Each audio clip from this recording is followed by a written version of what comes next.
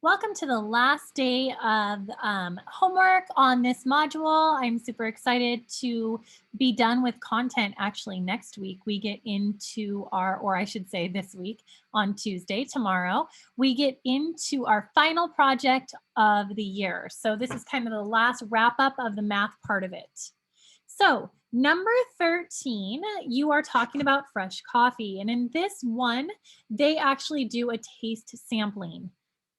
36 of the 50 people who were tested were able to identify the fresh brewed coffee. So we're wondering in this one if that was statistically significant. Is there evidence to show that they knew which one was fresh brewed coffee? Well, it sure looks like it, because otherwise it would just be a 50-50 chance, right? And 72% of them correctly identified it. So I kind of think that we're going to have enough evidence, but let's go through and see. So I take my 72, my sample, my 72%, minus my 50% and divide by that 50% times 1 minus 50% over the 50. Okay, so the square root, that's our standard deviation. And we get a z-score of 1.71. I'm going to pop over to the z-score table again so that you guys can see where I'm getting this number. I look up 1.7 and then 1.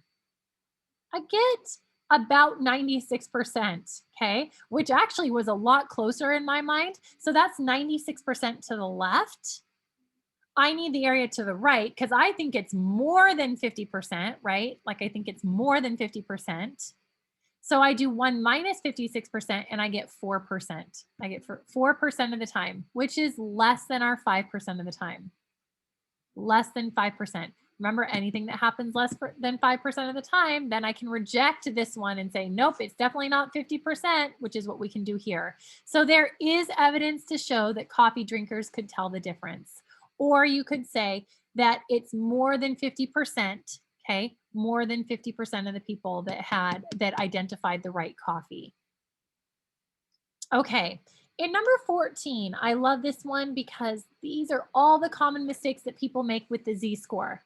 So in this first one in A, it's asking which one of these, if you're looking at it, and 64% of the alumni are in favor of firing the coach, how would we set up a z-score to show that it's more than half? More than half? Well, we would take that 64% and subtract from 50, okay? All of those have, well, except for E. E is out. E is out. Our sample is 64, so you would never have 50 in front. So E is out. But the rest of these are hard to tell. But I can tell you that our sample, first off, is 100. So I knew to get rid of D because there was 64 there. There weren't 64. There are 100 alumni. So we're down to A, B, and C. You'll notice that both A and B, though, you don't use the 50%, you use the 64%, which is the most common error that people make. Remember, if you have the true proportion, you use it in the standard deviation. So C is the answer for that one. And last but not least, this one is just kind of we didn't do a confidence interval or anything. It says that down here you have 172 undergraduates, and they were asked, you witnessed 2 students cheating on a quiz. Do you go to the professor? So these are the people who said yes, and they give us a confidence interval. And what I'm asking for is what is the proportion or the sample proportion? There are many ways to get it. You actually could look right here. If you noticed it right off the bat, you get 11% from right there. Another way to see it within this data, this is just analyzing the data.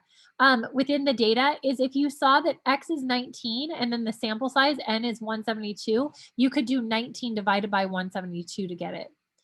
The other way that you could do it is you could take this 95% confidence interval. So they had 6.4% on one end and about 16% on the other end, so 0.157.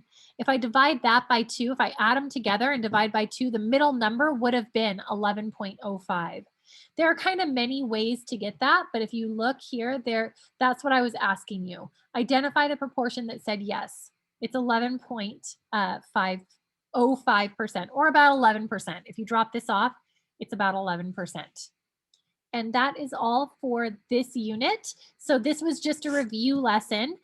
Tomorrow we get into our actual project for the rest of the quarter.